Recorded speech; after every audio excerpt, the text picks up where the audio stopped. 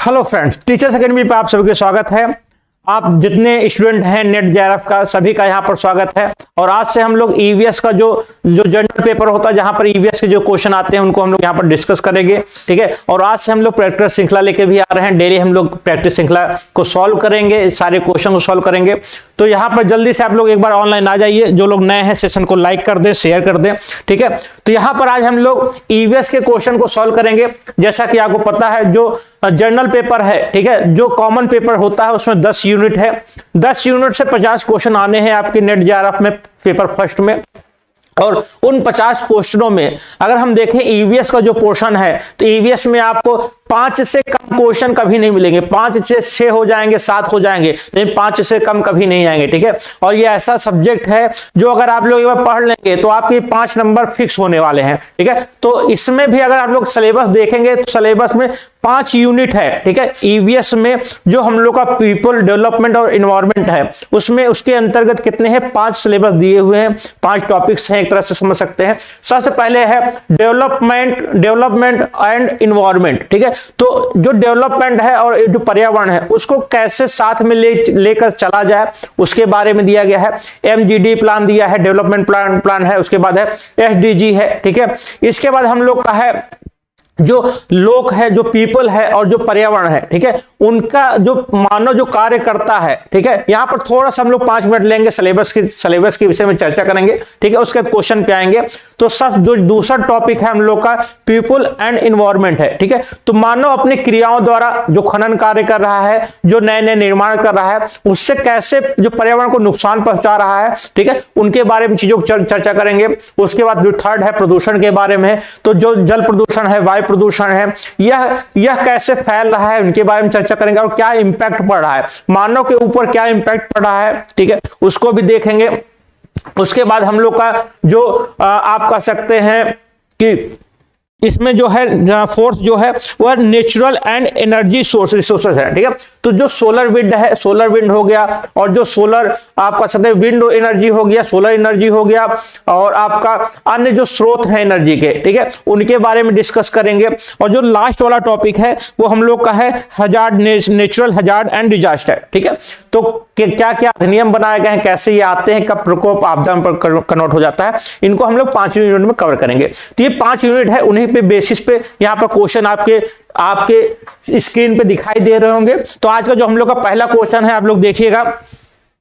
आज का जो हमारा ईवीएस का जो पहला क्वेश्चन है, यहां पर है, पूछा जा रहा है भारत सरकार की जलवायु कार्य योजना, ठीक है।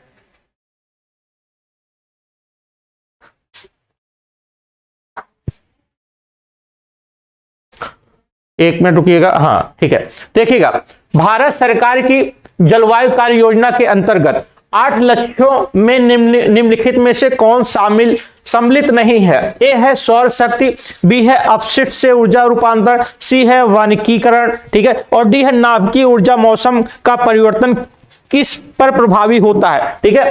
तो ये 4 यहां पर विकल्प दिए हुए हैं, चारों विकल्प बताइएगा सही आंसर क्या होगा जल्दी से। जो क्लाइमेट एक्शन प्लान बनाया गया है, कितने हैं उसके अंतर्गत 8 चीजों को रखा गया है क्लाइमेट एक्शन प्लान में, ठीक है। उन 8 में कौन सा ये 4 जो दिए हैं उन 8 में से कौन नहीं है उनमें, जल्दी से आप लोग कमेंट करके बताइएगा। ए है सौर शक्ति, तो क्या उसमें सौर शक्ति के बारे में है, तो वहां पर है, आप लोग पता है सौर शक्ति मिशन, ठीक है। सब जो 8 मिशन है उसमें क्या है, सौर शक्ति मिशन भी है, सौर शक्ति मिशन है, ठीक है, सौर शक्ति मिशन है। उसके बाद है आपका जल शक्ति मिशन, जल शक्ति मिशन। तीसरा है जल संरक्षण मिशन, जल संरक्षण मिशन, ठीक है, जल संरक्षण मिशन। इसके अलावा अगर हम लोग और देखें तो जो चौथा मिशन है वह कौन सा है, ये आपका है सतत कृषि, ठीक है, सतत कृषि पर मिशन, सतत कृषि पर मिशन, नेशनल, जैसे नेशनल मिशन आप कर सकते हैं, ठीक है। उसके बाद है सतत आवास पर नेशनल मिशन है। तो 5 ये हो गए।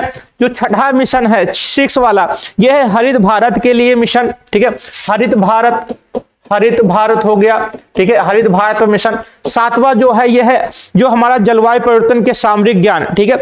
तो जलवायु परिवर्तन पर सामरिक ज्ञान जो मिशन है, जलवायु परिवर्तन पर सामरिक ज्ञान, ठीक है। और आठवां जो हमारा है यह है ऊर्जा में दक्षता को प्राप्त करना, राष्ट्रीय ऊर्जा दक्षता में वृद्धि, ठीक है, राष्ट्रीय ऊर्जा दक्षता में वृद्धि, ऊर्जा दक्षता में वृद्धि। तो ये 8 जो हमारे क्लाइमेट एक्शन प्लान बनाए गए हैं, ये 8 पॉइंट्स उसमें दिए हैं, ठीक है। तो सौर शक्ति दिया हुआ है, यहां पर देख सकते हैं, ठीक है। अपशिष्ट से ऊर्जा रूपांतरण, ये किस में आएगा, ये आएगा राष्ट्रीय ऊर्जा दक्षता मिशन में आएगा, ठीक है। राष्ट्रीय ऊर्जा दक्षता मिशन में क्या होगा, ये बी वाला आ जाएगा, राष्ट्र अपशिष्ट से ये ऊर्जा रूपांतरण। वनीकरण क्या है, किस में आएगा, हरित भारत में। हरित भारत मतलब पेड़ पौधों को लगाना, किस में आ जाएगा, हरित भारत में आएगा। ये जो चौथा दिया है नाभिकीय ऊर्जा, मौसम का परिवर्तन किस प्रभावी होता है, ये थोड़ा देखिएगा। तो ये नाभिकीय ऊर्जा जो है, ठीक है, ये हमारा जो 8 क्लाइमेट एक्शन प्लान बताए गए हैं उसमें नहीं है, ठीक है, उसमें नहीं है। तो यहां पर क्या हो जाएगा, ये हमारा सही आंसर हो जाएगा, ठीक है। इसमें पूछा है 8 लक्ष्यों में से निम्नलिखित में सम्मिलित नहीं है, तो नहीं के आधार पर क्या सही हो जाएगा, डी वाला, ठीक है, डी वाला हमारे यहां पर सही हो जाएगा। नेक्स्ट क्वेश्चन पे आएंगे हम लोग, देखिएगा नेक्स्ट क्वेश्चन 2 नंबर क्वेश्चन, आप लोग कमेंट करते रहिए, ठीक है। सभी को गुड आफ्टरनून। देखिएगा दूसरा क्वेश्चन यहां पर है, मौसम का परिवर्तन किस पर प्रभावी होता है। देखिए यहां पर थोड़ा मिसप्रिंट हो गया है, ठीक है, यहां पर मिसप्रिंट क्या हुआ था, ये जो एक्स्ट्रा चीज दे दी गई है ये जो है ये नहीं है, ठीक है, ये क्वेश्चन है अगले का, ठीक है। तो नाभिकीय ऊर्जा जो हमारा राष्ट्रीय मिशन नहीं है। तो यहां पर है अगला क्वेश्चन क्या है, मौसम का परिवर्तन किस पर निर्भर होता है। ए है किस पर प्रभावी होता है, ठीक है, भूमि की नमी, वन अग्नि पर, बायो हाइब्रिड क्या है, हाइब्रिडिटी, ठीक है, जैव विविधता बायोडाइवर्सिटी होना चाहिए, ठीक है, बायोडाइवर्सिटी हो गया। ये हो गया। चौथा है भूमिगत जल, ठीक है, कोड के आधार पर सही युग्म की पहचान कीजिए। तो जलवायु का जो परिवर्तन होता है कहां कहां प्रभावी होता है, जल्दी से बताइएगा। भूमि की नमी पर प्रभावी होता है, या वन अग्नि पर होगा, बायोडाइवर्सिटी जैव विविधता पर, या भूमिगत जल पर। 2 नंबर का सही आंसर क्या होगा। नमस्कार सभी को। देखिएगा जब किसी क्षेत्र में जो जलवायु परिवर्तन होता है, तो जलवायु परिवर्तन मतलब ये है कि कहीं पर जो वर्षा हो रही है वो अधिक मात्रा में हो जाए, ठीक है, कहीं अधिक सूखा पड़ जाए, मतलब पूरा डिस्टर्बेंस हो जाए, जो चीज होनी चाहिए उससे ज्यादा कम हो जाए या ज्यादा हो जाए, ठीक है। तो जलवायु परिवर्तन या मौसम में परिवर्तन होता है। अब ये किन किन क्षेत्रों में प्रभावी होता है, तो आपको पता है जो भूमि की नमी होती है, अगर ज्यादा गर्मी पड़ जाए तो वो क्या प्रभावित हो जाएगी, ठीक है। तो मौसम का प्रभाव आपको भूमि की नमी में देखने को मिलता है। वन अग्नि पर भी देखने को मिलता है। जब ज्यादा गर्मी होती है आप लोग देखते हैं क्या होता है, जंगलों में आग लग जाती है, ठीक है, तो कहीं ना कहीं यहां पर भी प्रभावी होगा। इसके अलावा देखेंगे जैव विविधता तापमान जो है जैव विविधता को सबसे ज्यादा प्रभावित करती है। तापमान अगर थोड़ा सा भी बढ़ जाए तो जो आर्कटिक जो टुंड्रा क्षेत्र है वहां की जो जैव विविधता है वो कैसी होती है, सबसे भंगुर पारिस्थितिक तंत्र है, ठीक है। तो वो क्या होगा, वो तुरंत उसका विनाश हो जाएगा, ठीक है। तो कहीं ना कहीं बायोडाइवर्सिटी पर भी इसका प्रभावी होता है। और भूमिगत जल क्यों, क्योंकि जब अगर वर्षा होगी, ठीक है, तो वर्षा होने से क्या होगा, जो सतही जल है, जो भूमिगत जल है नीचे का, ठीक है, सतह के नीचे का जो जल है वह ऊपर आएगा, उसका अच्छा लेवल बनेगा। अगर वर्षा नहीं होती है तो काफी नीचे चला जाएगा, जिससे जो भारी तत्व होते हैं, जल में घुले हुए भारी तत्व जो हमारे शरीर को नुकसान पहुंचाते हैं, वो भी जब हम लोग ट्यूबवेल के माध्यम से पानी को बाहर निकालते हैं तो वो भी आ जाते हैं, जिससे काफी बीमारियां फैलती हैं, ठीक है। तो इन चारों जो यहाँ पॉइंट दिए हैं ये मौसम के परिवर्तन से प्रभावी होंगे, ठीक है। तो यहाँ सही आंसर क्या हो जाएगा, डी वाला। डी यहाँ पर सही आंसर यहाँ पर होगा, ठीक है। डी का ये जो डी ऑप्शन है ये सही होगा। नेक्स्ट क्वेश्चन पे आएंगे। देखिए नेक्स्ट क्वेश्चन क्या है, 3 नंबर क्वेश्चन है कथन कारण पे है। देखिए अभिकथन ए, संसार में समग्र रूप से पिछले कई दशकों से पर्यावरण बिगड़ा है, ठीक है। तर्क क्या दिया जा रहा है, संसार की जनसंख्या में महत्वपूर्ण बढ़ोतरी हुई है, ठीक है। तो आप लोग देखते ही होंगे, ठीक है, काफी कई सालों से, ठीक है, जो पिछले कई दशकों से जो पर्यावरण है, जो पर्यावरण है वह कैसा है, बिगड़ रहा है। ठीक है, ग्लोबल वार्मिंग बढ़ रही है तो पर्यावरण बिगड़ ही रहा है। और दूसरा कथन क्या है, संसार की जनसंख्या में महत्वपूर्ण बढ़ोतरी हो रही है। मतलब यह है कि ये कथन और जो तर्क है दोनों सही है अपने आप में। जनसंख्या भी आप देख रहे हैं बढ़ रही है, लेकिन क्या यह इसका सही एक्सप्लेनेशन है? क्या जो ये पर्यावरण बिगड़ रहा है या जनसंख्या बढ़ोतरी के कारण हो रहा है? तो यह पूरी तरह से सही नहीं है। ठीक है, तो जनसंख्या बढ़ना मात्र एक कारण नहीं है पर्यावरण बिगड़ने का। मेन कारण है जो हम पर्यावरण का दोहन कर रहे हैं, जो हम लोग जितना हमको जरूरत है उतना उससे ज्यादा हम लोग दोहन कर रहे हैं, उसके कारण हमारा जो पर्यावरण है वो बिगड़ रहा है। ठीक है, जहां हमको पब्लिक ट्रांसपोर्ट का यूज करना चाहिए, हम लोग गाड़ियां खरीद रहे हैं, गाड़ियों से चल रहे हैं, तो वो उसका कारण है कि पर्यावरण जो बिगड़ रहा है। ठीक है, तो ये दोनों सही, ये कथन दोनों आपस में सही हैं, लेकिन स्पष्टीकरण हमारा यहां पर सही नहीं है। ठीक है, जो यहां पर स्पष्टीकरण दिया है ये सही नहीं है। इसका मतलब ये है कि बी वाला ऑप्शन, ठीक है, बी ऑप्शन ए सही है, बी सही, ए सही है, आर सही है, ए आर का सही स्पष्टीकरण नहीं है। ठीक है, तो हमारा क्या सही हो जाएगा, बी ऑप्शन हमारा यहां पर सही हो जाएगा। ठीक है, 3 का ए 3 का बी हमारा यहां पर सही ऑप्शन होगा।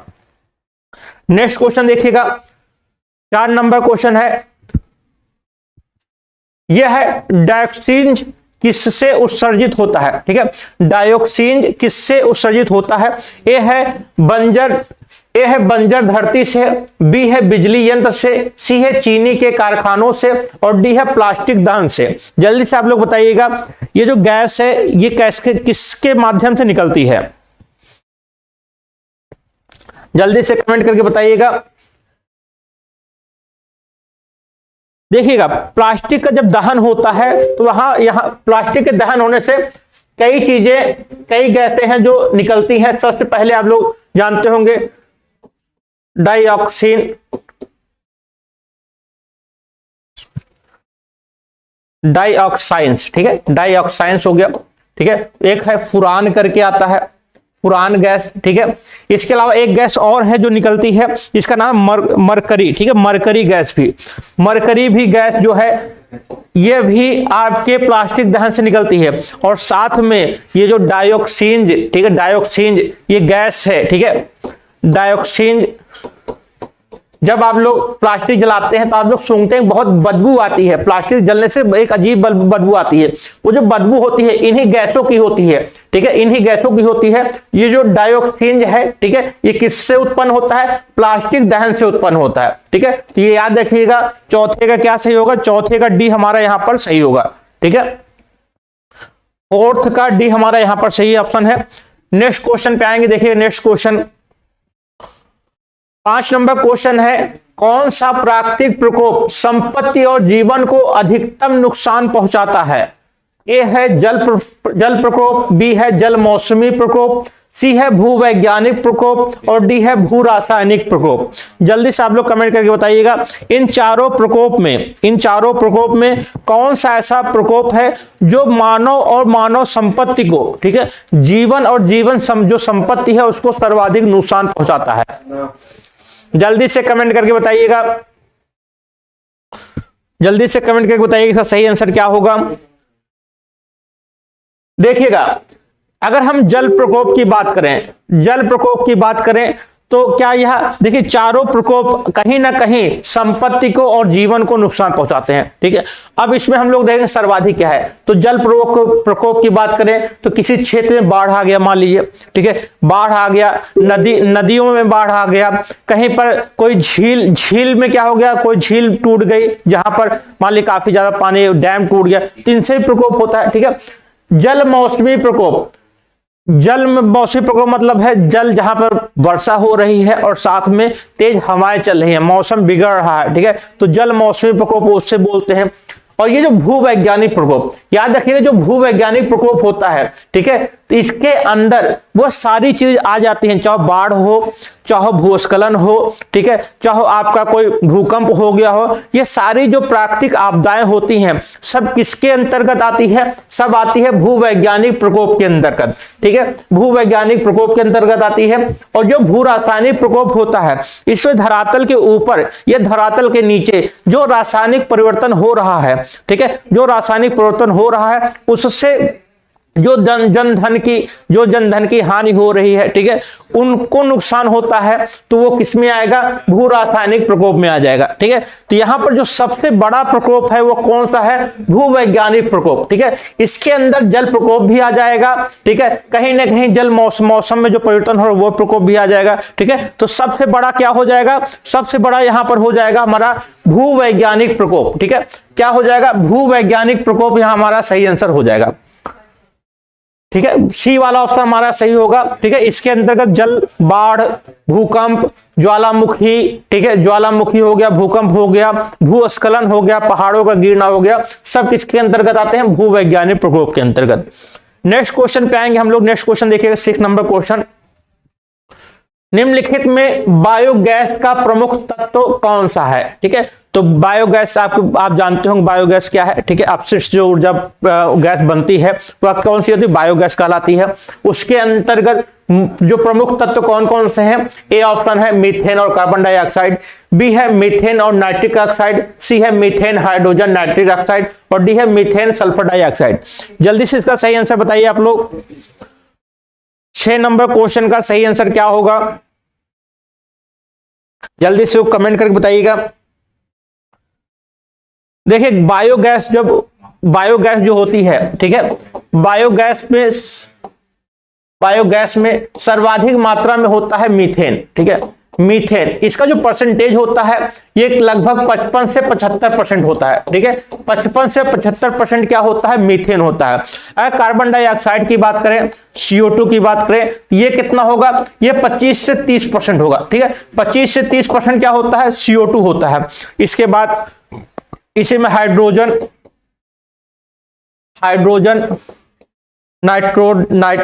नाइट्रोजन हो गया, हाइड्रोजन हो गया। ठीक है, हाइड्रोजन सल्फाइड, कार्बन मोनोऑक्साइड और अमोनिया।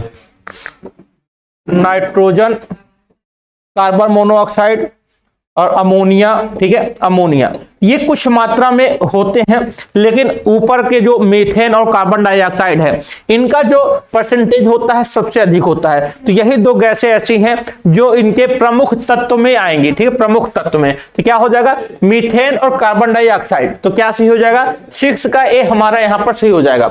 ठीक है, 6 का ए हमारा यहां पर सही आंसर होगा। नेक्स्ट क्वेश्चन पे आएंगे। देखिए, नेक्स्ट क्वेश्चन आप लोग कमेंट करते रहिए।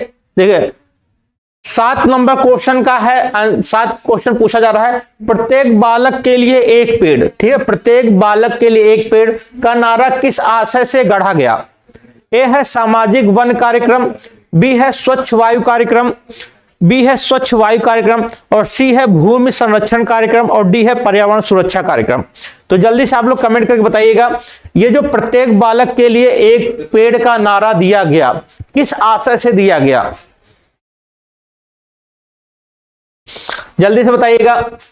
देखिएगा, ये जो एक बालक एक वृक्ष, ठीक है, ये जो नारा दिया गया था ये कहीं ना कहीं पर्यावरण सुरक्षा कार्यक्रम को मद्देनजर देखते हुए किया गया। ठीक है, तो जब आप यह कहीं पर भी यह नारा अप्लाई कर दें कि एक बच्चा एक पौधा लगाएगा, तो कहीं ना ये किससे समर्थित होगा, किसको मद्देनजर होगा, ये पर्यावरण सुरक्षा को देखते हुए चीजों को किया जाता है। ठीक है, तो क्या सही होगा हमारा, 7 का डी हमारा यहां पर सही आंसर हो जाएगा। ठीक है, पर्यावरण सुरक्षा कार्यक्रम के तहत इसको शुरू किया गया। नेक्स्ट क्वेश्चन पे आएंगे, 8 नंबर क्वेश्चन देखिएगा। 8 नंबर क्वेश्चन है, महान भारतीय सोहन चिड़िया, ग्रेट इंडियन बस्टर्ड चिड़िया कहां पाई जाती है। ए है राजस्थान का थार रेगिस्तान, बी है भारत के तटीय क्षेत्र, सी है मालाबार तट और डी है डेल्टा क्षेत्र में। तो जल्दी से आप लोग कमेंट करके बताइएगा, ये जो सोहन चिड़िया होती है जिसे ग्रेट इंडियन बस्टर्ड चिड़िया, ठीक है, यह कहां पाई जाती है। ए है राजस्थान के थार मरुस्थल में, ठीक है, थार रेगिस्तान में, बी है भारत के तटीय क्षेत्र, सी यहां पर है मालाबार तट और डी है डेल्टा क्षेत्र। जल्दी से बताइएगा इसका सही आंसर क्या होगा।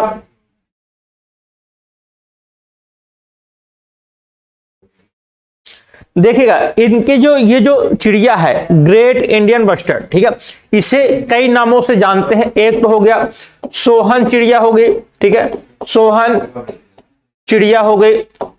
इसका एक नाम है बड़ा भारतीय तिलोर, ठीक है, बड़ा भारतीय तिलोर, ठीक है, तिलोर। इसके अलावा एक नाम इसका और है, इसे बोलते हैं गोडावाड़, ठीक है, क्या नाम है, गोडावाड़, ठीक है, गोडावाड़, ठीक है। ये जो 3-4 नाम हैं, ये सारे नाम किसके हैं, ग्रेट इंडियन बस्टर्ड चिड़िया के, ठीक है। और ये कहां पाया जाता है, ये पाया जाता है राजस्थान के, राजस्थान का जो डेजर्ट वो है, डेजर्ट क्या कहते हैं, जो पार्क है, ठीक है, मरु उद्यान है, वहां पर पाया जाता है। तो थार के मरुस्थल में वह अवस्थित है।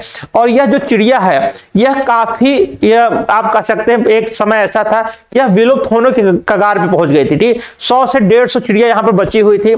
इसके बाद इसका संरक्षण स्टार्ट किया गया और वर्तमान में इसकी ठीक ठाक संख्या है, ठीक है। और राजस्थान का जो राष्ट्रीय पक्षी है आप कह सकते हैं, ठीक है, वो कौन सा है, यही है, ग्रेट इंडियन बस्टर्ड को राजकीय पक्षी घोषित किया गया है। कहां पर, राजस्थान में, ठीक है। तो इसके संरक्षण के लिए ऐसा किया गया है। और ये कहां पाया जाएगा, ये पाया जाएगा राजस्थान के थार रेगिस्तान में, ठीक है। अन्य राज्यों में भी पाया जाता है। अब वर्तमान में अन्य राज्यों में, महाराष्ट्र में भी देखने को मिलता है, ठीक है, वहां पर भी इसका एक नेशनल पार्क बनाया गया है बस्टर्ड चिड़िया का। तो यह मुख्य रूप से कहां पर इसका स्टार्टिंग हुई, राजस्थान के थार रेगिस्तान, ठीक है, जो पाकिस्तान और भारत का जो बॉर्डर है, यहीं पर यह अधिकतर देखी जाती है। तो यहां 8 का क्या सही होगा, 8 का ए हमारा यहां पर सही हो जाएगा, ए ऑप्शन हमारा यहां पर सही होगा। नेक्स्ट क्वेश्चन पे आएंगे, 9 नंबर क्वेश्चन देखिएगा। 9 नंबर क्वेश्चन यहां पर है, सतही ओजोन किससे उत्पन्न होता है, सतह पर जो ओजोन होता है, ठीक है, वह किससे उत्पन्न होता है। ए है परिवहन क्षेत्र से, सी है वस्त्र उद्योग से, बी वस्त्र उद्योग से। एक मिनट, यहां पर थोड़ा ऊपर नीचे चीजें ऑप्शन लिख गया है, ठीक है, यहां में जैसे ही आप लोग पढ़िए, ठीक है। परिवहन से यहां सी दी है वस्त्र उद्योग, बी है सीमेंट उद्योग और डी है रासायनिक उद्योग से। तो जल्दी से आप लोग बताइएगा, जो सतही ओजोन होता है वह किसके द्वारा उत्पन्न होता है, जल्दी से आप लोग कमेंट करके बताइएगा, सतही ओजोन किसके द्वारा उत्पन्न होता है। ए ऑप्शन है परिवहन क्षेत्र, सी है वस्त्र उद्योग, बी है सीमेंट संयंत्र और डी है रासायनिक उद्योग। देखिएगा, अगर हम बात करें ओजोन, ठीक है, ओजोन कण कैसे होता है, यह होता है, पहली चीज ओजोन परत कहां पाई जाती है, आपको इतना पता होना चाहिए ओजोन के बारे में। तो ओजोन जो परत है यह पाई जाती है समताप मंडल पे, ठीक है। ओजोन परत कहां पाई जाती है, समताप मंडल में, समताप मंडल में, ठीक है। इसको O3 से डिनोट करते हैं। और इसकी जो परत होती है वो 3 मिलीमीटर मोटी परत होती है। कितनी मोटी होती है, 3 मिलीमीटर मोटी परत होती है। और यह क्या कार्य करती है, यह सूर्य से आने वाली पराबैंगनी किरणों को पृथ्वी पर आने से रोकती है, ठीक है। अगर ये जो हानिकारक किरणें हैं धरातल पे आ जाए तो बहुत से त्वचा संबंधी बीमारियां हो सकती हैं, ठीक है, लोगों की त्वचा जल जाए ऐसी बीमारी हो सकती है। तो यह काफी उपयोगी है, ठीक है, उपयोगी है। ये जो अणु है यह वायुमंडल में ही पाया जाता है। और इसकी जो खोज हुई थी, कब हुई थी, 1840 में, सबसे पहले 1840 में सबसे पहले ओजोन अणुओं की खोज हुई थी, ठीक है, ओजोन अणुओं की खोज हुई थी। अब ये ओजोन अणु है, इनको क्षति कैसे पहुंचती है, ठीक है, इनको क्षति पहुंचाने वाले कारक कौन कौन से हैं। तो जितने भी प्रदूषण होते हैं, जो प्रदूषण उत्पन्न होते हैं, वह कहीं ना कहीं इस ओजोन परत को हानि पहुंचाते हैं, ठीक है। जैसे आप लोग देखते होंगे CFC जो क्लोरोफ्लोरोकार्बन है, ठीक है, तो यह क्या है, यह जो फ्रिज रेफ्रिजरेटर है उससे निकलने वाली गैस है, ठीक है। यह जो गैस है वाहनों से भी निकलती है, ठीक है। और यह कैसे इसको ओजोन अणुओं को नुकसान करती है, ध्यान से देखिएगा। जो कार्बन के अणु होते हैं क्लोरीन, ठीक है, और आपका ऐसे जुड़े होते हैं, ठीक है, कार्बन से जुड़े होते हैं। जब जब इस पर क्या होता है, अल्ट्रावायलेट किरणें पहुंचती हैं, या आप समझ अल्ट्रावायलेट किरणें जो होती हैं, पराबैंगनी किरणें पड़ती हैं, तो ये टूट जाता है, ठीक है, क्लोरीन टूट जाता है, और ये किससे रिएक्शन करता है, ओजोन से करता है, ठीक है, ओजोन से करता है। तो ओजोन से रिएक्शन करने के बाद क्या बनाता है, ClO बनाता है, और साथ में ऑक्सीजन मुक्त कर देता है, ठीक है। ऐसे ये प्रक्रिया चलती रहती है। दोबारा किसी ओजोन से जब ClO मिलता है ओजोन से, तो क्या करेगा, Cl क्लोरीन बनाएगा, और 2O2 क्या कर देता है, रिलीज कर देता है, ठीक है। तो यही CFC गैस है जो ओजोन परत को बहुत ही नुकसान पहुंचाती है, ठीक है। अब यहां पूछा जा रहा है सतही ओजोन किससे उत्पन्न होता है, तो याद रखिएगा ये जो परिवहन क्षेत्र होते हैं, ठीक है, परिवहन क्षेत्र होते हैं, इससे क्या होता है, ओजोन के जो कण होते हैं वो उत्पन्न होते हैं, ठीक है। तो यहां पर क्या सही हो जाएगा, ए हमारा यहां पर सही हो जाएगा, ठीक है। ओजोन के कण, ओजोन किससे उत्पन्न होता है, परिवहन क्षेत्र से, ठीक है। यहां पर ए हमारा यहां पर सही होगा, 9 का ए हमारा यहां पर सही हो जाएगा। नेक्स्ट क्वेश्चन पे आएंगे हम लोग। 10 नंबर क्वेश्चन है, सबसे अधिक कज्जल कालिक किससे निकलता है, जो राख कालिक होती है, ठीक है। आप लोग कालिक हाथ लगाएंगे पूरा छूटता भी नहीं है, ठीक है। तो यह सबसे ज्यादा उत्पन्न किससे होता है, पेट्रोल वाहन से होता है, CNG वाहन से होता है, डीजल वाहन से, या तापीय शक्ति संयंत्र से होता है। तो जल्दी से आप लोग बताइएगा, काजल या कज्जल जो होता है, ठीक है, वो सबसे ज्यादा किससे उत्पन्न होता है, पेट्रोल वाहन से, CNG वाहन से, डीजल वाहन से, या तापीय शक्ति संयंत्र से। जल्दी से आप लोग कमेंट करके बताइएगा। गुड आफ्टरनून सभी को। जल्दी से आप लोग सेशन को शेयर करते रहिए और जवाब भी देते रहिए। देखिएगा, अगर हम बात करें कालिक की, ठीक है, तो कालिक जो है इन चारों से कहीं ना कहीं प्रदूषण होता है, ठीक है। अब अगर हम बात करें तापीय संयंत्र की, तो तापीय संयंत्र क्या होता है, जब जो कोयल, जैसे मान लीजिए पानी है, ठीक है, पानी को गर्म करके जो ऊर्जा बनाई जाती है, जो विद्युत बनाई जाती है, वह क्या होती है, तापीय शक्ति संयंत्र कहलाते हैं। और यहां पर जो ऊर्जा पैदा की जाती है वह किससे की जाती है, कोयले से की जाती है, ठीक है। तो कोयले को जलाने पर तब यह जो संयंत्र होता है यह संचालित होता है। तो यहां पर ऊर्जा कैसे बन रही है, कोयले से बन रही है। अब यहां पर आपको आंसर देने में आसानी होगी कि अब बताइएगा सर्वाधिक कालिक किससे उत्पन्न हो रहा है, पेट्रोल से, CNG से, डीजल से, कोयला से।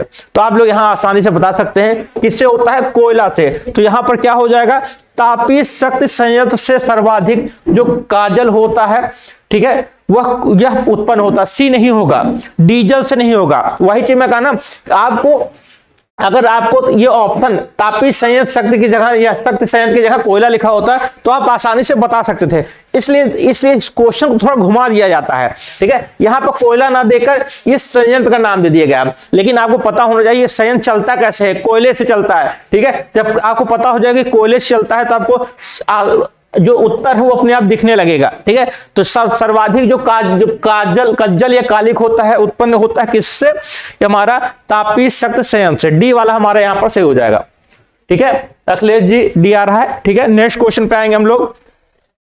11 नंबर क्वेश्चन देखिएगा, किस पर्वतीय शिखर के पारिस्थितिक तंत्र के संरक्षण के लिए सागर मंथन राष्ट्रीय उद्यान की स्थापना हुई। ए है कंचनजंगा, सी है अन्नपूर्णा, बी है, यहां पर ऑप्शन थोड़ा आगे पीछे हो गया है, ठीक है। ये बी होना चाहिए, सी होना चाहिए, डी होना चाहिए, ठीक है। तो ए है कंचनजंगा, बी है अन्नपूर्णा, सी है एवरेस्ट पर्वत, और डी क्या है, धौलावीरा। जल्दी से बताइएगा, जो सागर मंथन राष्ट्रीय उद्यान की स्थापना, ठीक है, किस पर्वतीय शिखर के पारिस्थितिक तंत्र के संरक्षण के लिए की गई। जल्दी से इसका आंसर बताइएगा। 11 नंबर क्वेश्चन का सही आंसर क्या होगा।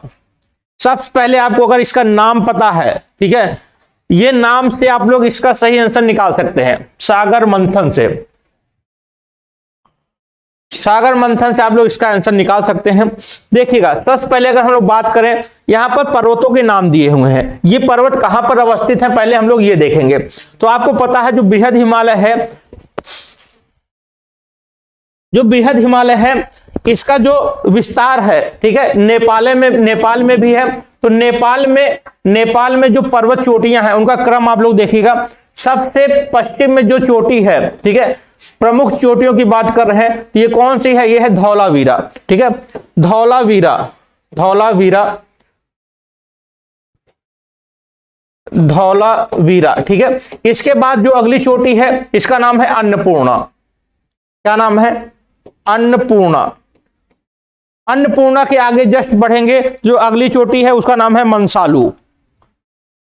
ये है मंसालू। ठीक है, मंसालू। इसके आगे बढ़ेंगे, मंसालू के बाद है गौरी शंकर। अगली चोटी कौन सी है, गौरी शंकर। गौरी शंकर। गौरी शंकर से जैसे आगे बढ़ेंगे, अगली जो चोटी है इसका नाम है Everest, mount Everest, mount Everest. इससे आगे बढ़ेंगे तो ये है मकालू। कौन सी चोटी है, मकालू। और मकालू से आगे बढ़ेंगे कंचनजंगा आ जाती है। कंचनजंगा कहां पर है, सिक्किम और नेपाल के बॉर्डर पर। ठीक है, कंचनजंगा। ठीक है, कंचनजंगा। ये कुछ चोटियां हैं, इनका क्रम आप लोग याद रखिएगा, बहुत एग्जाम पूछा जाता है। तो कंचनजंगा यहां पर लिखा हुआ है, कहां पर है, सिक्किम और नेपाल के बॉर्डर पर है। अन्नपूर्णा आप देख सकते हैं यहां पर है। एवरेस्ट कहां पर है, ये माउंट एवरेस्ट, ये चोटी है। ठीक है, और धौलावीरा कहां पर है, ये है आपका नेपाल में सबसे पश्चिम में है। ठीक है, इन चोटियों में जो एवरेस्ट चोटी है इसे नेपाल में क्या बोलते हैं, इन्हें बोलते हैं सागर माथा। ठीक है, क्या नाम है, सागर माथा। ठीक है, और सागर माथा, ये आप लोग को नाम थोड़ा मैचिंग दिख रहा होगा, सागर मंथन, सागर माथा। ठीक है, तो ये जो सागर मंथन राष्ट्रीय पार्क है ये कहां पर अवस्थित है, यह है एवरेस्ट पर। ठीक है, एवरेस्ट पर यहां पर अवस्थित है। तो यहां पर क्या हो जाएगा, यहां पर एवरेस्ट पर्वत हमारा सही आंसर हो जाएगा। ठीक है, किस पर्वतीय शिखर के पारिस्थितिक तंत्र के संरक्षण के लिए सागर माथा राष्ट्रीय उद्यान की स्थापना की गई है, वह है एवरेस्ट पर्वत के जो पारिस्थितिक तंत्र है उसके संरक्षण के लिए। ठीक है, तो यहां पर सी ऑप्शन हमारे यहां पर सही होगा। 11 का सी जिनका आ रहा है उनका ये सही है, 11 का सी जिनका आ रहा है उनका सही है। नेक्स्ट क्वेश्चन पे आएंगे हम लोग। नेक्स्ट क्वेश्चन देखिए, 12 नंबर क्वेश्चन है, भारत में सबसे अधिक होने वाली प्राकृतिक आपदा कौन सी है। ए है भूकंप, बी है बाढ़, सी है भूस्खलन और डी है ज्वालामुखी। जल्दी से बताइए, भारत में सबसे ज्यादा जो आपदा आती है, ठीक है, सबसे ज्यादा जो प्राकृतिक आपदा कौन सी आती है, चारों में से बताइएगा। ए है आपका भूकंप, बी है बाढ़, सी है भूस्खलन और डी आपका है ज्वालामुखी। जल्दी से कमेंट करिए आप लोग, 12 नंबर क्वेश्चन का सही आंसर क्या होगा।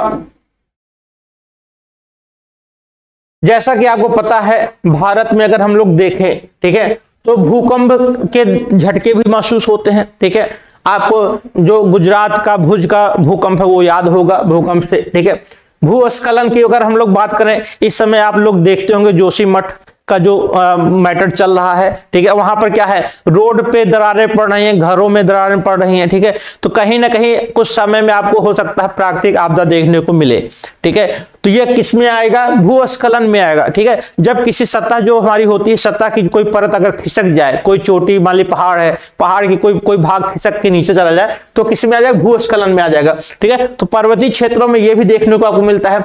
ज्वालामुखी, तो ज्वालामुखी आपको इस समय अंडमान निकोबार द्वीप समूह में एक द्वीप है जिसका नाम बैरन द्वीप है, तो वहां भी ज्वालामुखी देखने को मिलता है। यहां बात हो रही है भारत की, तो भारत में सर्वाधिक जो प्रभावित प्रकोप है, आपदा है, वो क्या है, वह है बाढ़ है। ठीक है, बाढ़ है। आप लोग देखते होंगे कि जब भी बरसात का समय आता है, ठीक है, चाहे आपका यूपी हो, चाहे आपका गुजरात हो, एमपी हो, राजस्थान उतना नहीं है, ठीक है, एमपी हो गया, महाराष्ट्र में हो गया, ठीक है, इन सब क्षेत्रों में बाढ़ आ जाती है। क्यों, क्योंकि यहाँ पे वर्षा अधिक होती है, आप कह सकते हैं, या निकासी की जो प्रॉब्लम है वो सही तरीके से नहीं होती है। तो जो बाढ़ है, बाढ़ की वजह से क्या होता है, आपको सबसे ज्यादा प्रभाव देखने को मिलता है भारत में। ठीक है, तो यहां पर क्या सही हो जाएगा, 12 का बी हमारा यहां पर सही हो जाएगा। ठीक है, 12 का बी, टिंकू जी का भी आ रहा है बी। ठीक है, नेक्स्ट क्वेश्चन पे आएंगे। 12 के बाद 13 नंबर क्वेश्चन देखिएगा। 13 नंबर क्वेश्चन है, निम्नलिखित गैर पारंपरिक ऊर्जा स्रोतों में किसका अतिमित व्ययिता, ठीक है, अतिमित व्ययिता के साथ दोहन किया जा सकता है। ए है सौर ऊर्जा कह सकते हैं, बी है पवन ऊर्जा, सी है भूतापीय ऊर्जा और डी है समुद्री तापीय ऊर्जा संपरिवर्तन। जल्दी से आप लोग बताइएगा, इसमें कौन सी ऐसा पारंपरिक ऊर्जा का स्रोत है चारों में से जिसका अति मितव्ययिता के साथ दोहन किया जा सकता है?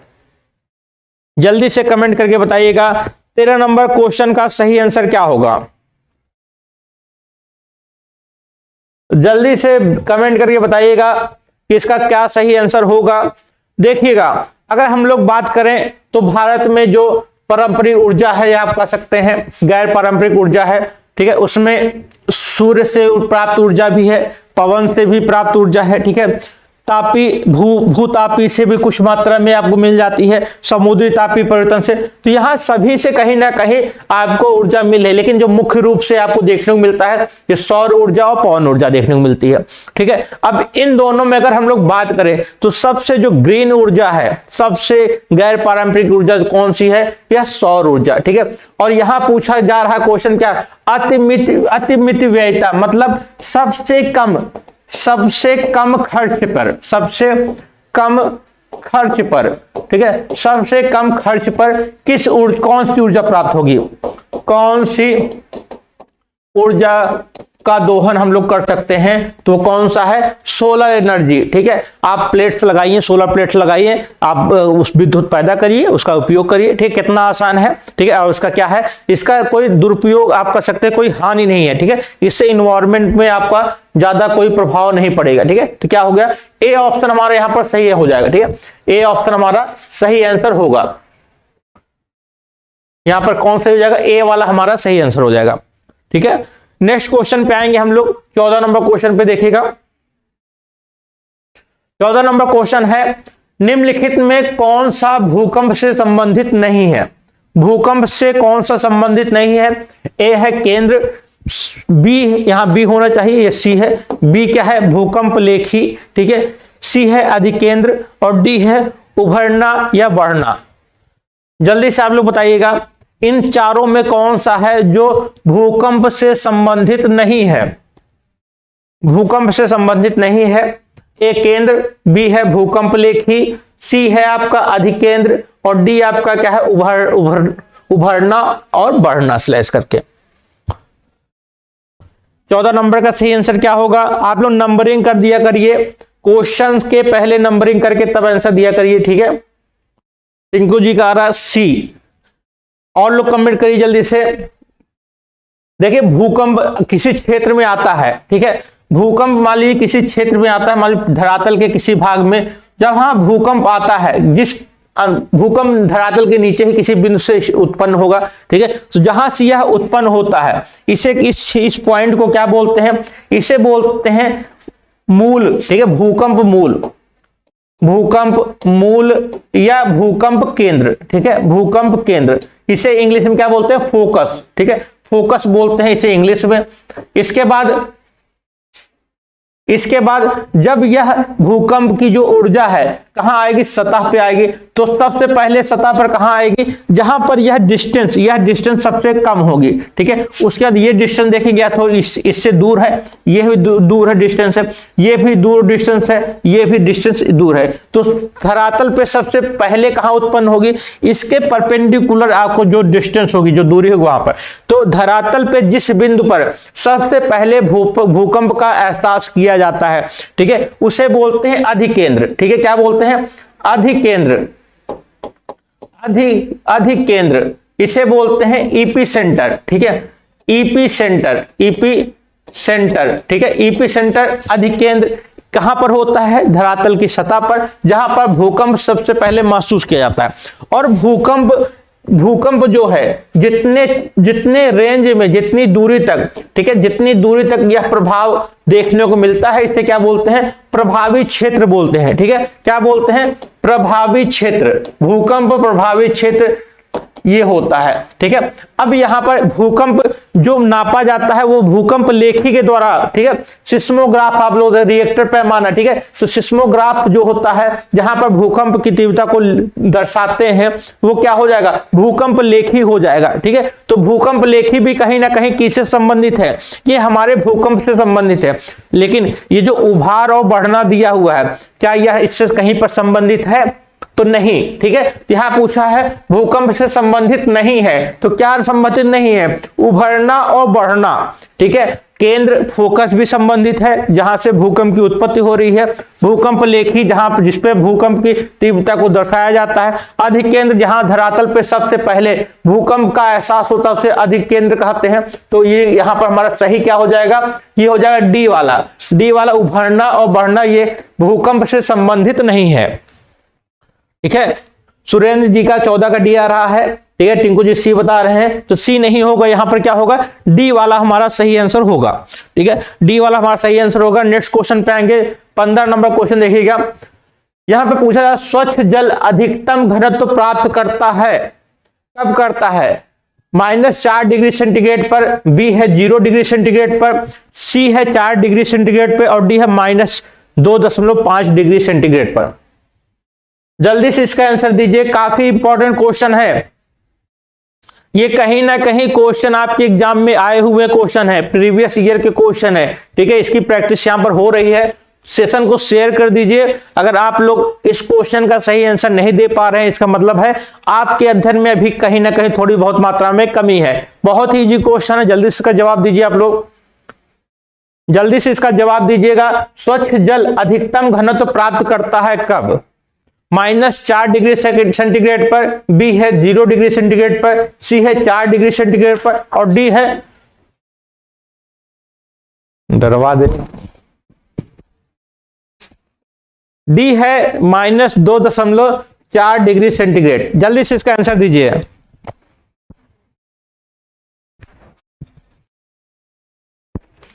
देखिएगा, जब पानी को ठंडा किया जाता है, ठीक है, तो कोई भी चीज जब ठंडी की जाती है तो उसका जो घनत्व है बढ़ता है, आयतन कम होता है और जो घनत्व है बढ़ता है, ठीक है। जब किसी चीज को गर्म करते हैं, मान लीजिए जो हमारा ठोस कोई पदार्थ है, ठोस को गर्म करेंगे तो क्या होगा? लिक्विड में परिवर्तित होगा।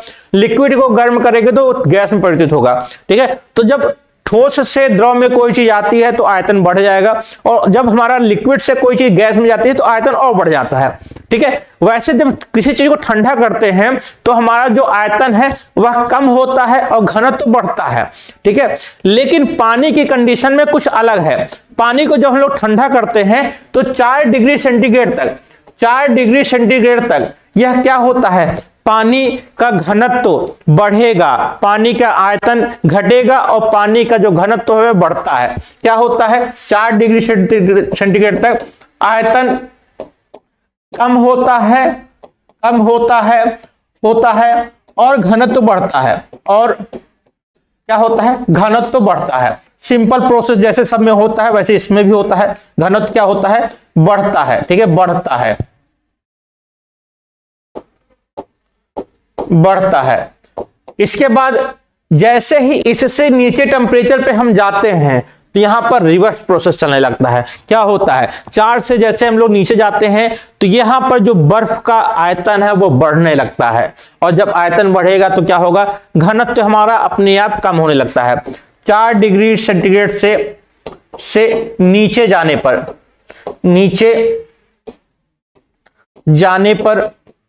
पर घनत्व क्या होगा? घनत्व हमारा घटेगा, आयतन क्या होगा? आयतन बढ़ेगा, ठीक है, आयतन बढ़ेगा। इसका रीजन क्या है? जो पानी होता है, पानी जब ठोस में परिवर्तित होता है तो उसमें क्रिस्टल बनने लगते हैं। क्रिस्टल आप समझते हैं, जैसे कांच को फोड़िए आपको क्रिस्टल दिखाई देता है, वैसे जो बर्फ होता है उसमें क्रिस्टल बनने लगते हैं।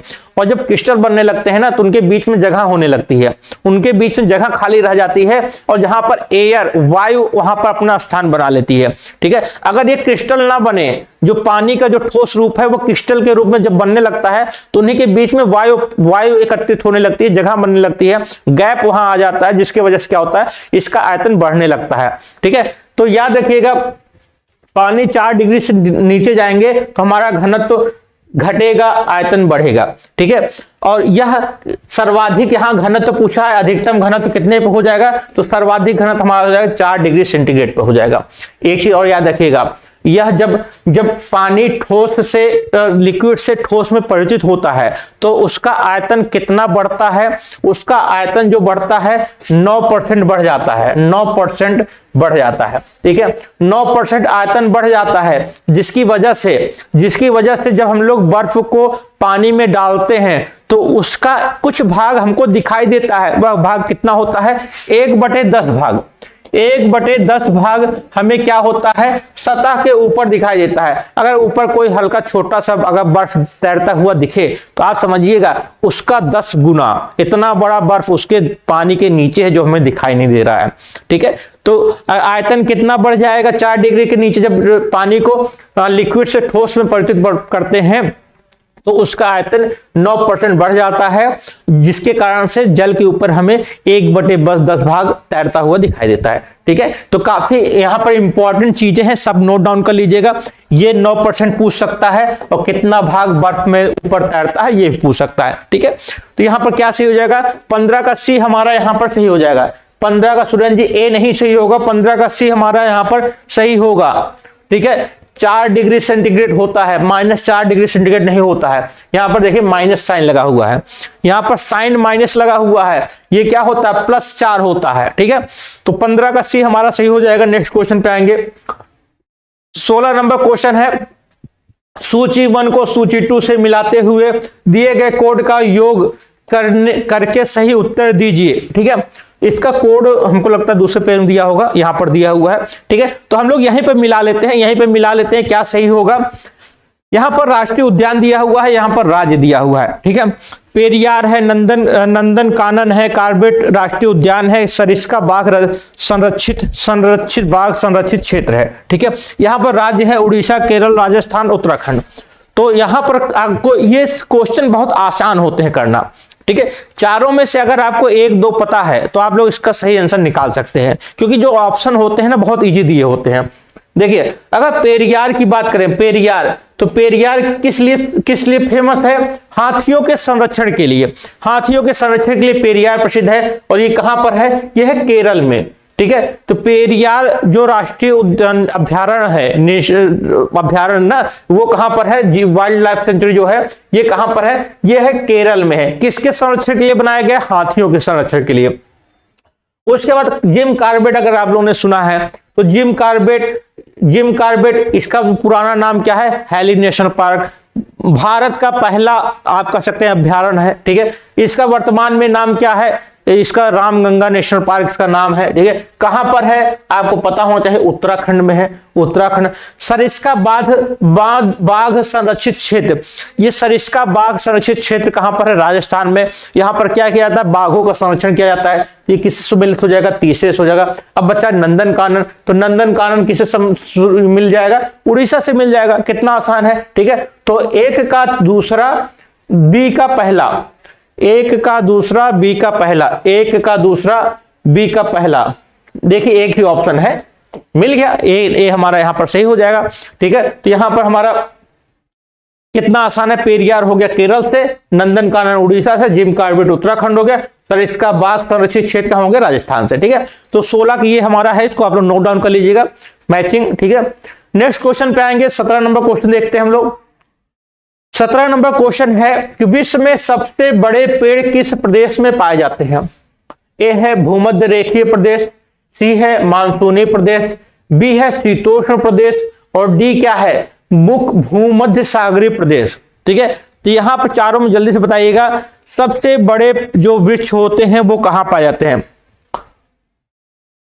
17 का जल्दी से आंसर बताइए सभी लोग। क्वेश्चन के पहले आप लोग नंबरिंग कर दिया करिए, किस क्वेश्चन का आंसर दे रहे हैं। विश्व में सबसे बड़े पेड़ किस प्रदेश में पाए जाते हैं। ए है भूमध्य रेखीय प्रदेश, सी है मानसूनी प्रदेश, बी है शीतोष्ण प्रदेश, और डी है भूमध्य सागरीय प्रदेश। आपको पहले इनकी लोकेशन पता होनी चाहिए। ठीक है, इनकी लोकेशन आप लोग देख लीजिए। मान लीजिए कोई एक भूभाग है, एक कोई महाद्वीप है। ठीक है, हम महाद्वीप बना रहे हैं। ठीक है, महाद्वीप है, ये कोई बहुत बड़ा महाद्वीप है। ठीक है, ये महाद्वीप का ये वाला जो लाइन है ये क्या है, ये है विषुवत-रेखीय प्रदेश। ठीक है, मान लीजिए ये हमारा क्या है, 0 डिग्री अक्षांश रेखा है। ये जो लाइन है ये जा रही है 10 डिग्री अक्षांश रेखा है। ठीक है, ये है हमारी 30 डिग्री अक्षांश रेखा, ये होगा ये 45 डिग्री हो गया, 45 डिग्री, ये हो गया हमारा 60 डिग्री और ये हो गया 90 डिग्री। ठीक है, ये अक्षांश रेखाएं होती हैं। इसके बाद ये तीन बीच के 1 2 3 भाग है, इनको ऐसे हम लोग डिवाइड कर देते हैं। ठीक है, 0 से 10 का जो बीच का रेंज होता है, इसे कौन सा प्रदेश बोलते हैं? इसे बोलते हैं विषुवत रेखीय प्रदेश। ठीक है, विषुवत रेखीय जलवायु प्रदेश कह सकते हैं, भूमध्य रेखीय प्रदेश कहते हैं। तो ये हो गया हमारा विषुवत रेखीय प्रदेश, विषुवत रेखीय प्रदेश हो गया। ठीक है, इसके बाद ये 10 से 30 में यहां मानसूनी आ जाता है, मानसूनी प्रदेश हो गया। यहां आता है सवाना हो गया। यहां पर आपका मरुस्थली, ठीक है, मरुस्थली प्रदेश हो जाता है। मानसूनी के ऊपर होता है चीन तुल्य। इसके इधर सवाना के ऊपर होता है स्टेपी, जहां पर मुलायम घास के मैदान पाए जाते हैं। मरुस्थली के ऊपर क्या होता है? भूमध्य सागरी। इसकी खासियत क्या होती है? यहां पर खट्टे रसदार फलों की अधिकता पाई जाती है। चीन के ऊपर आप जाएंगे तो लॉरेंसिया मिलेगा, लॉरेंसिया जलवायु प्रदेश। ठीक है, इसके बगल यहां बीच में साइबेरिया मिलता है, साइबेरिया। ठीक है, साइबेरिया के बगल में आप यहां पर आएंगे तो ब्रिटिश तुल्य, क्या है? ब्रिटिश तुल्य जलवायु प्रदेश। और यहां पर क्या होता है? टुंड्रा जलवायु प्रदेश। ठीक है, टुंड्रा मतलब यहां पर बर्फ पाए जाते हैं, बर्फ के ऊपर छोटी छोटी काइयां पाई जाती हैं, लाइकेन पाए जाते हैं, मांस पाए जाते हैं। ठीक है, तो ये जलवायु प्रदेश होते हैं। अब यहां बात हो रही है भूमध्य रेखीय प्रदेश में। तो भूमध्य रेखीय प्रदेश में तापमान वर्षा अधिक होती है, इसलिए यहां पर क्या पाए जाते हैं? बड़े बड़े वृक्ष पाए जाते हैं। और वृक्ष कैसे होते हैं? कठोर पाए जाते हैं। तापमान अधिक होती है, वर्षा अधिक होती है। ठीक है, मानसूनी प्रदेश में यहां पर मानसूनी प्रदेश में क्या पाया जाता है? पर्णपाती वन पाए जाते हैं। ठीक है, पर्णपाती वन पाए जाते हैं। इसका भूमध्य सागरीय प्रदेश कहां पर है? ये है। यहां पर क्या है? यहां पर मरुस्थली जलवायु प्रदेश के ऊपर पाया जाता है। तो मरुस्थली में झाड़ियां छोटी छोटी पाई जाती हैं, उसके ऊपर का प्रदेश है तो आप कह सकते हैं उससे थोड़ा बड़ी झाड़ियां पाई जाएंगी, इतना ही अंतर होगा। ठीक है, तो यहां पर भूमध्य सागरीय प्रदेश में कैसे फलों की कृषि की जाती है? खट्टे रसदार फलों की कृषि की जाती है। ठीक है, यह जो प्रदेश होता है शराब उद्योग के लिए, खाद्य प्रसंस्करण उद्योग के लिए प्रसिद्ध होते हैं। तो यहाँ पर भूमध्य सागरीय। अब बच रहा है शीतोष्ण प्रदेश।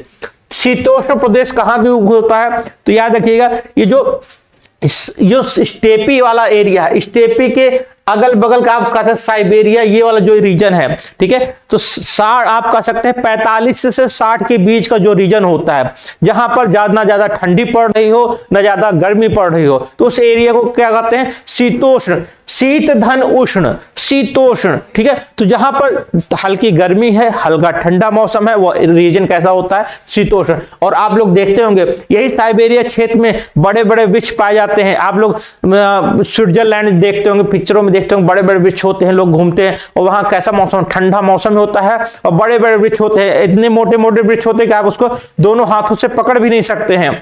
ठीक है, ये जो खासियत होती है कहाँ की होती है? शीतोष्ण प्रदेश की होती है। तो सबसे ज्यादा जो बड़े वन होते हैं वो कहां पर जाते हैं? शीतोष्ण क्षेत्रों में, शीतोष्ण प्रदेश में सबसे बड़े वृक्ष पाए जाते हैं। ठीक है, तो यहां पर हमारा जो सही आंसर क्या हो जाएगा? बी वाला। हमारा देखिए ए बी सी, अगर इसको बी कर दे, इसको सी कर दे, तो हमारा आंसर क्या हो जाएगा? सी वाला। ठीक है, तो सी जो है शीतोष्ण जो वन होते हैं, 17 का ए आप बता रहे हैं अखिलेश जी। ठीक है, भूमध्य रेखीय प्रदेश में बड़े वृक्ष पाए जाते हैं, घने वृक्ष पाए जाते हैं, कठोर वृक्ष पाए जाते हैं। लेकिन यहां पूछा गया है सबसे बड़े पेड़। तो कभी आप लोग पेड़ों आप लोग ध्यान से देखे होंगे, पिक्चरों में देखते होंगे। ठीक है, तो जहां पर बर्फ पड़ते रहते हैं, पिक्चरों की जहां शूटिंग होती रहती है, तो वहां जो एरिया में देखते हैं बड़े बड़े वृक्ष होते हैं, मोटे मोटे। आप यहीं चले जाइए, अपने शिमला में चले जाइए, शिमला कुल्लू मनाली में चले जाइए, तो देखिए कितने बड़े बड़े मोटे मोटे पेड़ होते हैं। तो वो जो रीजन होता है वो समशीतोष्ण का रीजन होता है। ठीक है, कैसा होता है? समशीतोष्ण का रीजन होगा। तो हमारा सही आंसर क्या हो जाएगा? सी वाला हमारा यहां पर सही आंसर होगा। ठीक है, सी वाला हमारा सही है। याद रखे रहिएगा, ये क्वेश्चन काफी इंपॉर्टेंट है, याद रखे रहिएगा। नेक्स्ट क्वेश्चन पे आएंगे हम लोग। 18 नंबर क्वेश्चन है, मनुष्य का कान नीचे लिखे रेंज में किसमें सबसे अधिक संवेदनशील है? ए है 1 से 2 किलो हर्ट्ज के बीच में, बी है 100 से 500 हर्ट्ज के बीच में, सी है 10 से 12 किलो हर्ट्ज के बीच में, और डी है 13 से 16 किलो हर्ट्ज के बीच में। तो जल्दी से आप लोग कमेंट करके बताइएगा, मानव का जो कान होता है किस रेंज की ध्वनि को सुनने के लिए संवेदनशील होता है? किसमें सबसे अधिक संवेदनशील होता है? जल्दी से कमेंट करके बताइएगा इसका सही आंसर क्या होगा।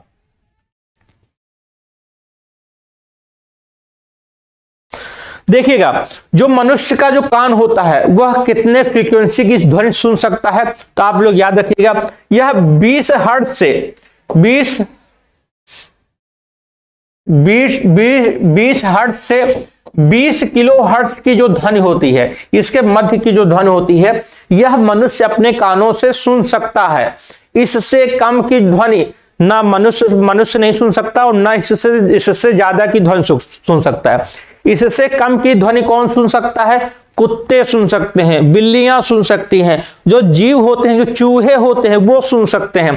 आप लोग देखते होंगे कि गांव में अगर कुत्ता आपने पाला होगा, आपको कुछ सुनाई ना दिया हो लेकिन कुत्ते को सुनाई देता, तुरंत भाग के जाता है, ठीक है। तो वह उनकी जो क्षमता होती है सुनने की, वह 20 हर्ट्ज से कम की ध्वनि को भी वो सुन सकते हैं, ठीक है। ज्यादा आप लोग देखते हैं कभी गांव में कोई बारात उरात आ जाती है, कोई शादी का मौसम होता है, जब वहां डीजे बजता है तो हमको तो बहुत अच्छा लगता है, आप लोग को बहुत अच्छा लगेगा, लेकिन जो जानवर होते हैं वो बेचैन हो जाते हैं। कुत्ते उस गांव, वो घर को, उस एरिया को छोड़ के दूर भाग जाते हैं। उसका रीजन है क्योंकि जो गाय भैंस होते हैं वो देखिए परेशान हो जाती है। क्यों? इतनी तेज ध्वनि उनको सुनने में बहुत दिक्कत होने लगती है। इसीलिए कहा जाता है जो साउंड पोल्यूशन होता है, इंसान, हमको सभी जीवों के बारे में भी सोचना होता है, ठीक है। इसलिए नियम कानून बनाए गए हैं कि ज्यादा प्रदूषण नहीं करना, साउंड पोल्यूशन नहीं करना चाहिए, ठीक है। तो यहां पर याद रखिएगा 20 हर्ट्ज से 20 किलो हर्ट्ज तक की ध्वनि होती है वो मनुष्य आसानी से सुन सकता है। अगर डेसिबल में बात करें तो 60 डेसिबल की जो ध्वनि होती है, डेसिबल, ठीक है। तो डेसिबल में भी याद रखिएगा 60 डेसिबल की जो ध्वनि होती है, इसे मनुष्य सामान्य रूप से सुन सकता है, ठीक है। अगर फ्रीक्वेंसी की बात करें तो 20 से 20 किलो हर्ट्ज। अब याद रखिएगा 1 से 1 किलो हर्ट्ज की लिखा है, ठीक है। तो 1 से 1 किलो हर्ट्ज क्या, तो ये तो इस रेंज में मान लीजिए आ तो गया, लेकिन यहां तो 20 हर्ट्ज से है, 20 हर्ट्ज से 50 हर्ट्ज, 100 हर्ट्ज, 200 हर्ट्ज होनी चाहिए थी, ठीक है। तो यहां से 10 से 20 किलो हर्ट्ज, सारी किलो हर्ट्ज में है, ठीक है, सारी किलो हर्ट्ज में है। लेकिन इसका जो सही आंसर है, जो सही आंसर क्या हो जाएगा, 100 से 500 हर्ट्ज के बीच में। क्योंकि नॉर्मल हम लोग लैंग्वेज जो बात करते हैं, धीमे आराम से बात करते हैं, हम सुन ले आप सुन ले, ठीक है। तो यह जो रेंज होती है नॉर्मल बात करने की, जो संवेदनशील जो है 100 से 500 की हर्ट्ज की जो ध्वनि होती है, वो मनुष्य सामान्य संवेदनशील होता है, मतलब उसको सुन सकता है, ठीक है। तो यहां पर क्या सही हो जाएगा, यहां हमारा बी ऑप्शन यहां पर सही होगा, ठीक है। 18 का बी हमारा यहां पर सही होगा। अखिलेश जी का, टिंकू जी का, काफी इनका भी सही आंसर आ रहा है, दोनों लोग का, ठीक है। तो 18 का बी हमारा यहां पर सही हो जाएगा। तो ये चीजें याद रखिएगा, 20 हर्ट्ज से 20 किलो हर्ट्ज तक की, और डेसिबल में बात किया जाए तो 60 डेसिबल तक की जो ध्वनि होती है वो मनुष्य आसानी से सुन सकता है। नेक्स्ट क्वेश्चन पे आएंगे। नेक्स्ट क्वेश्चन 19 नंबर क्वेश्चन है, पृथ्वी प्रणाली की संरचना निम्नलिखित से बनती है। सूची ए सूची 2 को मिलाते हुए सही उत्तर दीजिए, ठीक है। देखिएगा यहां पर बात की है जोन, ठीक है। जोन मतलब आप कह सकते हैं वह क्षेत्र, वह रीजन, ठीक है। सूची 2 में है रासायनिक लक्षण। तो कुछ क्वेश्चन के आंसर आपको कहीं बुक में देखने को नहीं मिलेगा, लाइन टू लाइन आपको चीजें मिल जाए, कुछ हमको एनालाइज करनी होती है, इस चीजों को समझना होता है। अब यहां पर बात हो रही है वातावरण, ठीक है। वातावरण, जैव वातावरण, आर्द्र वातावरण, लिथोस्फीयर, ठीक है। तो आपको पता होना चाहिए आर्द्र वातावरण किसे कहते हैं, जहां पर आर्द्रता हो, जहां पर नमी हो, जहां पर जल हो, उसे क्या बोलेंगे, आर्द्र वातावरण बोलेंगे।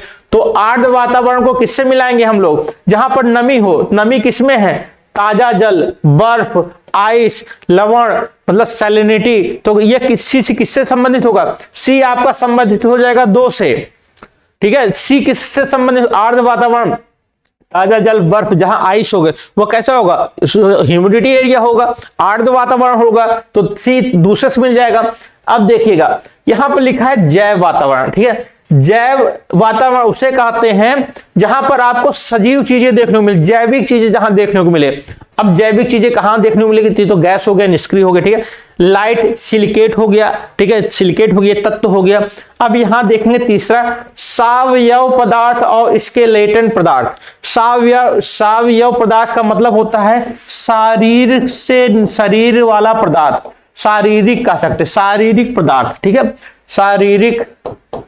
पदार्थ। सावयव पदार्थ का मतलब सव, आप लोग सुनते हो सव आप लोग सुनो सव जा रहा है, ठीक है। तो ऐसे सावयव का मतलब होता है शरीर होता है, ठीक है। तो शरीर क्या है, जैविक है, ठीक है, जैव निर्मित है। तो यहां पर क्या हो जाएगा, तो जैव वातावरण क्या हो जाएगा, जो जैविक चीजें जिससे बनी हो, ठीक है। तो हमारा शरीर क्या है, जैविक चीजों से बना हुआ है, तो जैव पदार्थ होगा। इसके रिलेटेड मतलब ढांचा होता है, कंकाल होता है। तो कंकाल जो होता है वह क्या होता है, वह भी कहीं ना कहीं जैविक पदार्थों से मिलकर बना होता है। तो ये हमारा जैव वातावरण किससे मिलेगा, ये जाके मिलेगा तीसरे वाले से मिलेगा, ठीक है। किससे मिलेगा, तीसरे से जाके मिलेगा। अब देखिएगा यहां पर लिथोस्फीयर दिया है। लिथोस्फीयर क्या होता है, जो भूमंडल, जो पृथ्वी है, पृथ्वी का जो स्थल मंडल है उसे क्या पढ़ते हैं, लिथोस्फीयर कहते हैं। तो लिथोस्फीयर में आपको कितनी परतें हैं, आपको पता होगा पृथ्वी में 3 परतें होती हैं, सियाल, सीमा, नीफे। तो सबसे ऊपर वाली जो परत होती है सियाल बोलते हैं, सिलिका और एल्युमिनियम की अधिकता होती है। मध्य वाला भाग जो होता है उसे क्या बोलते हैं, उसे सीमा बोलते हैं, ठीक है। कोर मेंटल क्रस्ट, सबसे ऊपर क्रस्ट होता है, बीच में मेंटल होता है, सबसे नीचे क्या होता है, कोर होता है।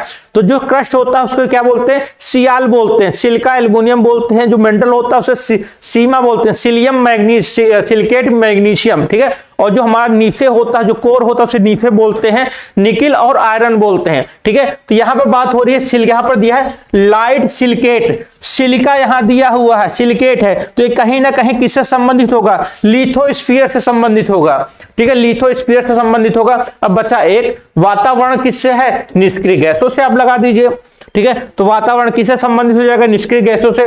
यहां पर चीजें क्लियर हुई आपकी, जल्दी से कमेंट करिए आप लोग। यहां पर क्या सही हो जाएगा, पहले का पहला, दूसरे का तीसरा, तीसरे का दूसरा, ठीक है। पहले का पहला देखिए, पहले का पहला एक ही ऑप्शन मिल रहा है, देख रहे हैं कितना सही है। पहले का पहला, दूसरे का तीसरा, तीसरे का दूसरा, चौथे का चौथा, कितना सही आंसर है, ठीक है। एक ऑप्शन अगर आपको पता है तो सारे आपका कितना इजी क्वेश्चन हो जाता है। नेक्स्ट क्वेश्चन पे आएंगे हम लोग। 20 नंबर क्वेश्चन देखिएगा, चट्टानों का रासायनिक अपक्षयन निर्भर करता है, किस पर निर्भर करता है, ए है उच्च तापमान पर, बी है तेज हवाओं के प्रभाव पर, सी है भारी वर्षा पर, और डी है हिमाच्छादन पर। तो जल्दी से आप लोग जल्दी से बताइएगा आप लोग, चट्टानों का रासायनिक अपक्षय निर्भर करता है किस पर, उच्च तापमान पर, तेज हवाओं पर, या आपका भारी वर्षा पर, या हिमाच्छादन पर। जल्दी से कमेंट करिएगा। अखिलेश जी का सही आंसर आ रहा है 1 3 2 4, ठीक है।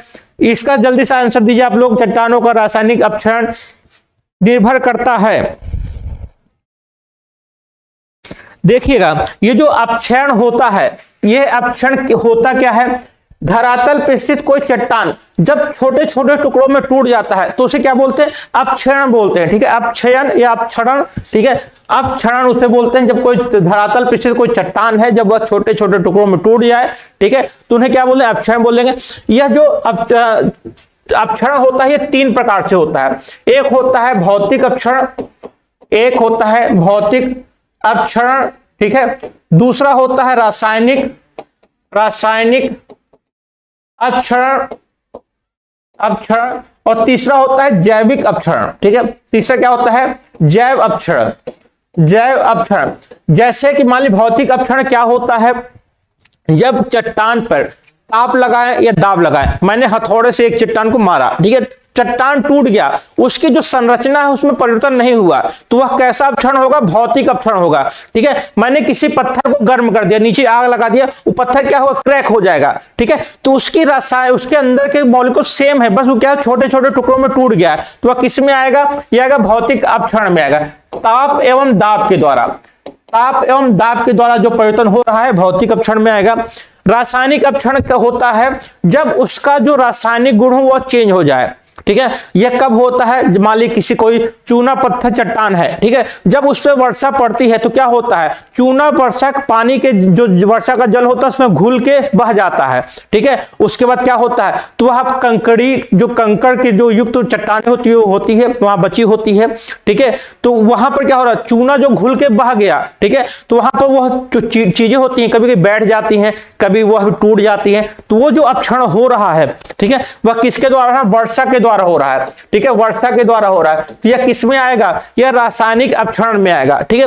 जो जैव अपक्षरण होता है, आप देखते हैं कोई पत्थर है, पत्थर पे कोई पेड़ उगाया, तो पेड़ की जो जड़ें होती हैं उस चट्टान को तोड़ देती हैं, ठीक है। तो कहीं ना कहीं जो जैव अपक्षरण है इन्हीं दोनों में भी आ जाता है, ठीक है। तो यहां पर इसको अलग हम लोगों ने कर दिया है। मान लीजिए किसी पेड़ की वजह से, कोई जानवर की वजह से, किसी आप देखते हो किसी दीवार पे कोई पेड़ उगाया है, उसकी दीवार फट जाती है, क्रैक हो जाती है, ठीक है। और पेड़ों की वजह से क्या होता है, वो जो चट्टान होती है उसके जो कण होते हैं वो छोटे छोटे बारीक चीजों में टूट जाते हैं, जिससे मृदा का निर्माण हो जाता है, ठीक है। ये सारी जो प्रक्रियाएं होती हैं, तो ये किसमें आएगी, जैव अपक्षरण में आएगी, ठीक है। तो यहां पर पूछा है चट्टानों का रासायनिक अपक्षरण निर्भर करता है, तो रासायनिक अपक्षरण किस पे होगा, तापमान पे होगा, नहीं, ये भौतिक अपक्षरण में आएगा। तेज हवाओं से होगा, ये भी नहीं आएगा। भारी वर्षा देखिए मैंने लिखा है ना, रासायनिक अपक्षरण निर्भर करता है, वर्षा पे करता है, ये हिमाच्छादन पे नहीं होगा। तो क्या सही हो जाएगा, 20 का सी हमारा यहां पर सही आंसर हो जाएगा, ठीक है। अखिलेश जी का बहुत सही आंसर आ रहा है, ठीक है। तो ये थे आज के हमारे 20 काफी इंपॉर्टेंट क्वेश्चन, ठीक है। तो आज से हम लोगों ने यहां पर स्टार्ट किया है यूजीसी नेट की जो ईवीएस का जो प्रैक्टिस श्रृंखला, ठीक है। तो आप लोग टाइमिंग याद रखिएगा, 2 से 3 के बीच का हमारा डेली का शेड्यूल रहेगा। तो फिर मिलेंगे कुछ इंपॉर्टेंट क्वेश्चनों के साथ, तब तक के लिए धन्यवाद, नमस्कार।